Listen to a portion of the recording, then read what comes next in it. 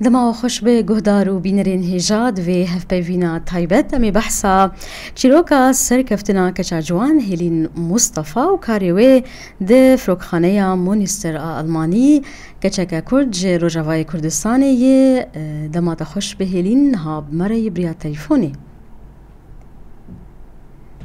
دمتشی خوش به گلکس باست شوای گلکس باست از باشم تو باش به هیلین سپاس جو تولي بونا تتاكم بحثات شيروكا تبكن وكاري تبكن ده فروكخانية ألماني دسبك هيلين جبو جهدار وبينار تناس بكن تكار بخوب دناس كرن هيلين كيو جو كدري كرمك از هيلين مصطفى ما از جندي معشوقي ما باجاري تربس بيه خودي داما بناف الورتة ما ناس كرن هيلين علي عينكي وكبه قالك من فينا في ناس كن بهتر بلي از ده زار ودوز دهاش اشتربس بيه دركت ما از هات ما تركيا وش تركيا از هات ما ألمانيا 2013 از ألمانيا بو باشه 2013 شخواهون کوچبری ألمانيا بون قناغا دسبيكي لوي ولاتي چاوا بو هيلين دسبيكا وقت از هاتم ألمانيا وك أجي وك فيقس خلكي ما إيجو هاتنا ألمانيا أجي زمام حتى بلي كاغتي متشبون أو ناس صالك تقريبا درباس بو بايويرا مجي از قريام دست بيكر إنه از شخورة خوندنا كي بكم دفيدري دا بلي تتشبش خوند تتشبش خوند من جمد بيجنة دا السياحة وإدارة فنادق بيجنة بلي خنت ناويناكي معهد فندقي 6 سال بو معهد فندقي 6 سال بو مدة ناويناكي 6 سال بون بيمانجها گشتیاری و بریو برنا اوتیلان جرتي گوتن اوتيلا بلي بلي باشه خوندناوي 6 سال وقت تگوت شو بو خوندناوي زحمت بو هيلين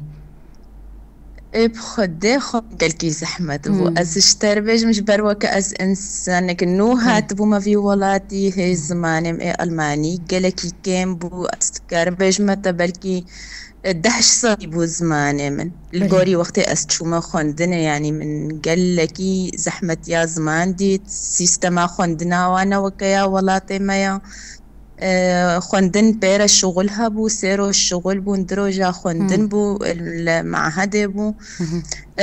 كار قلك بو زحمة بو ضغط قلكي هبو يعني زحمة يا خوندن هاي الهردة فري خوندن زحمة نوكا وفجأة نخاسم قوت وري ولاتكي نولاتي ونظماني تري يعني اف زحمة يا بناكي اف قلكي هبو تخوندن داما يعني وكبي يكتبي استمرار بكينا بير استسلامي تشينك بلي بلي هيلين شخوا خوندنا دوي بشيد پر زحمته و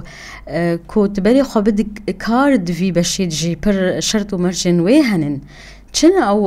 او شروط و تشنتي خوسن كوت بيك بيني تا كوت بي پجراندن دوي كاري دكو تبكه دي بالا فرخان راست الشروط به هنش برد زاني وقت از هات مشي كي 2012 2013 ويشاخي وك هي بيشيا حرب سوري بو وشهدا منا معهد يجي كي يا صلاة 2011 بو تقريبا حسب نبو انه وك بشهدك تزوير يعني تشتكوا له زوج مرة تعديل كرن شهدا منا معهد شوات الولد معهد فنون خوندبو من معهد فنون لور خوندبو شهدا من تعديل كرن لفيدا ريجي اسكتما كورسا دم كورس تشيكرن مرحلنا بأين سوء أو نادفت وخلاص بكي وكسل ألمانيا في تشتيزانن أزكهام مرحلة بيت سفاي أمام خل هيفيا كورساجي نهشت مقالكي خست جوز بخوينم تشتكي يعني از بكف ما تشتكي ده از قرهم الفيم دفت فشي جهكي ببينه قوتش خورا تيدا كار بكي بيرا نوكات هاري خل مع هدكي بسجلينه بلي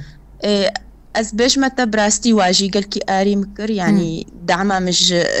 حكومتا يعني ألمانيا جيكي قالكي وكبي هات بلي وقت ديديتن انه از جيكي از دقرهم از تخوازم تشتكي بكم واجيكي قالكي اري متكر قالكي بمرا اري كاربون قالكي جيكي اف آلیکاری دست بکه دما کود بینین کسی که دخواز فیر به کار بکه لبرخواب ددن یانجی سیستم ولوی ورکه چاوا دوی یعنی دوی تبرخواب بده او نکارن ورن شتره بیجن حال وی تشتی بکه و وی تشتی بکه بس وقت گود بینن تج برخو ده وی تشتی دکه يعني أو جيوة أو ددنتا تشاواز بيش مثلا إنه دعمك ددنتا إنه تكاري بكا إنه أن مشكلات زمان أن مشكلات ما دام تتخوازي بكي رغباتها هي تبكي تكاربي جبر شقا أزد تشوم جاري مدبر جوارة جي جارنا متقوت زماني من قوي نجي أزل تشتكره منها يعني ما بيتشاوا مدقر أزد تشوم جوار تقوتنا متقو زمان نكا مشكلة روجك جروجاتي هري بعل ميزمان وقت تنهاب كافي مجال دتي بعل ميزمان يعني أو كتشجيعك ددانا من من تاني ترسامج فشي زماني ألماني بو زماني كيوات زانك قال كي زحمته وأونا بلي شخواج شرطو مرجن وان كود في جنسية بترهبه هوياتها بتويج هوا بيك اني دهمان وقتي ديت زمان بداوي كر نزحمت بون حمو افتشتانا دهمان وقتي بلي افنا قال كي وكبه دورا خليست وقتي قوم شوما خوندني نوكا أو 6 سالة مبوز الألمانيا بو بلي يعني نقلك بو هيش جنسية رقلك هبو بلي بس جنسي وكبتشكا شغل جنسية خوازي أما خوندن جنسية ناخوازي خوندن تكاري بكي بجنسي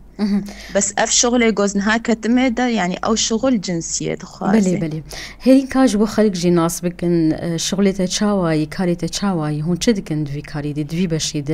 ده فروكخانيد از كارمة از وقت جمد قوتنا دا ضيافة أرضية هي وضيافة جوية هي يعني مضيف الطيران از العرضة كارتكم از جوازة كنترولتكم از تأشيراتي وكنترولتكم از وقت قدين از بلاتي واي طياري نافي وات سيستمي دا درج كفي ام كنترولتكم بهرتش تراستا سراستا بلي بايويرا جي از دچم از بوردينغا طياري چيت كم بوردينغ جي وكا كرتكي ام ددنا وانا كي بوي كرتي ام الوال جورجي كي بري غوب كافي طياري دا ام دي سوا كنترول كن تفلو بوردينغا ام ميزان غو هرت شتوا سراستا دچن وكا بيتچن باغرا خدا و بلي شغلي ما ولوي يعني شغلي وزحمتين وبرهنن جبر تدقيق تدهي دوي هاي تج اغاهيان هبه زحمتيا الشغلة ما تشاواش تربيش مسؤولية ويقلك مسؤولي قلك يعني وقت تتكار دا بدفت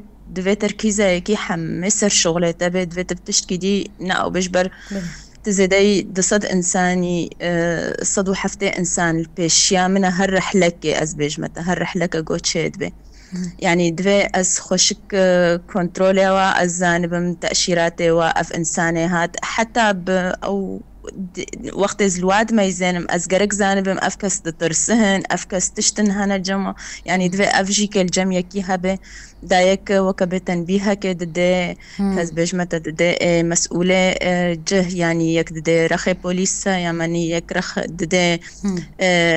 بيلوت طيارة جبر أفداجي أف إنسان بكفنا طيارة ده احتمال مشكلة كي بكن تشتكي كي بكن يعني قالك هنا سكار بجمة نخوشي نفسي بواره هنا قالك هنا جي سرخوشن جارنا يعني دويت الزانبي وكسوت قوتي بيشياتا جي كت بيرا بشتغلت زانبي بما كاتشاوايا بلي يعني بير بدأوا بسطيني إنه أفجي إنه زانبي بأف إنساني ها تشل دوراوي هاينا يعني فهم بكي بشكل مثلا تاني تشكرنا يانجي لنارينا بلغي عند في هايتا الكسي كوبيشاتا يجي تبيني بك بيتشاوا يتشلوي مروفكي مجن خوشين دروني تني يعني هاي بير بركي أفجي جي زحمتين كار نهاهلين جبلي تاكتشين كرد هنند في فروك خانية دو كسين ألمان دما كود بينين كشكا كرد في كاري ديك تشاواد بينين فيكي لما ترب مرة براستي كردني كردك ديار بكر هيا بس خدي بالفرداية الألمانيا أو كبي دايك بويا أو ناج ديار بكرة وكيدي أزم أز كرداروش آفاغو أز هاتما فيدري مسكار مشتر بيجم بلكي أستنى ما يقولن الفرخو دي داما يعني دنافو أدا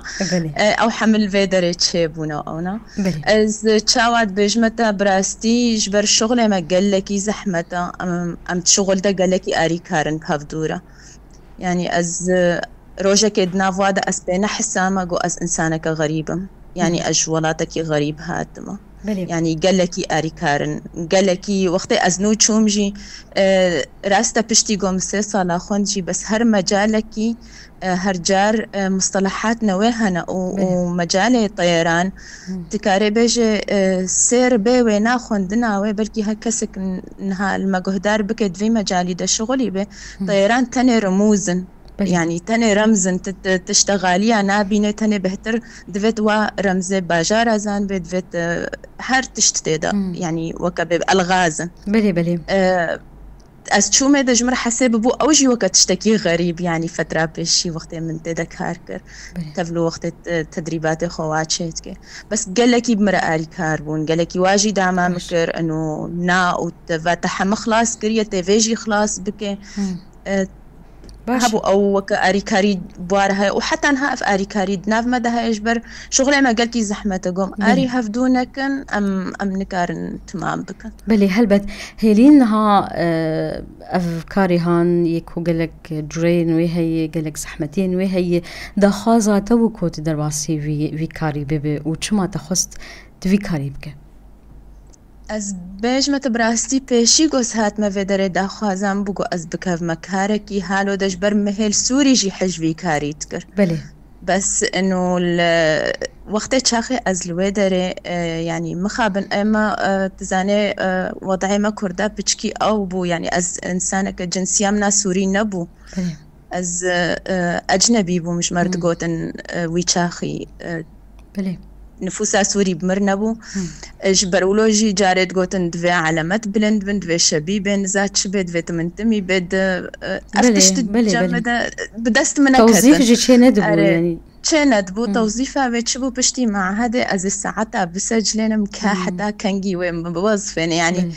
وقت مدى بشيخ انه مستقبل جيراني براستي او تشجيع اخوان دنيجي جميكي تشينابي انه اسيشتكم دولاتكي دغو حقكي نادي يكي بكيماني ناس نومي عملوا بدمرو ام خلكي في ولاتي ويتشاخي تزاني تشاوابو يعني ده هزار وحفدا وحجدا تزاني هنجي وكنا هابو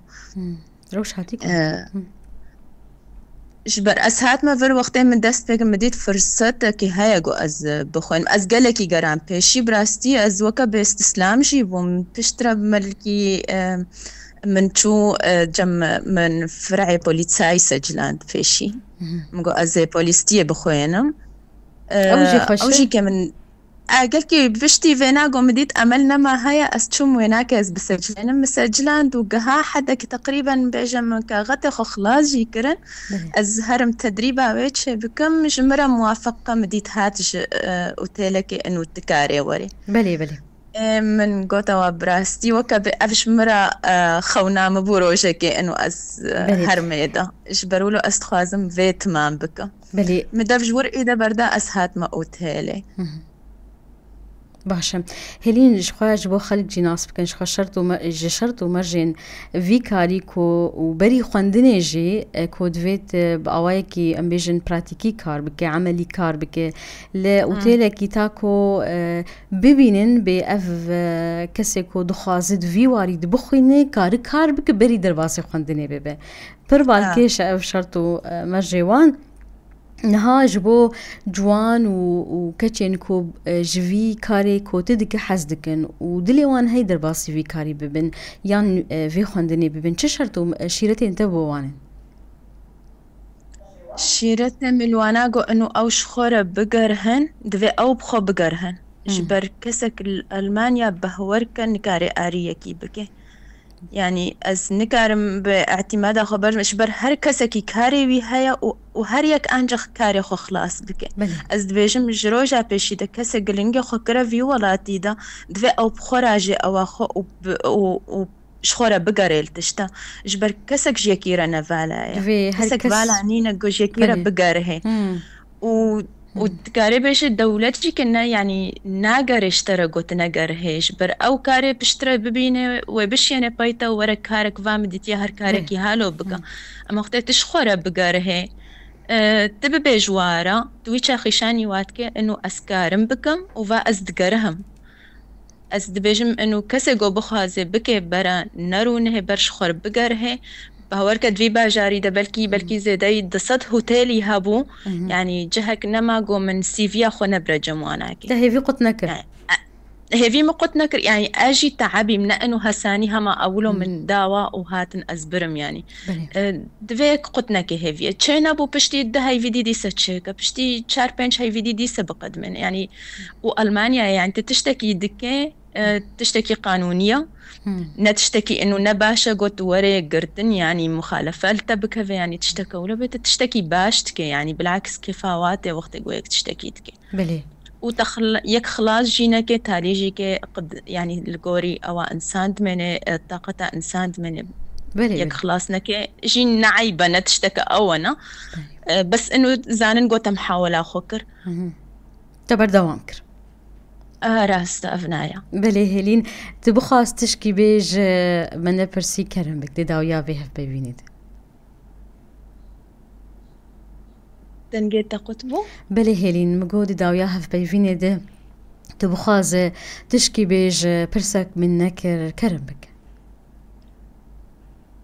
أزد بيجم هر إنسانك جو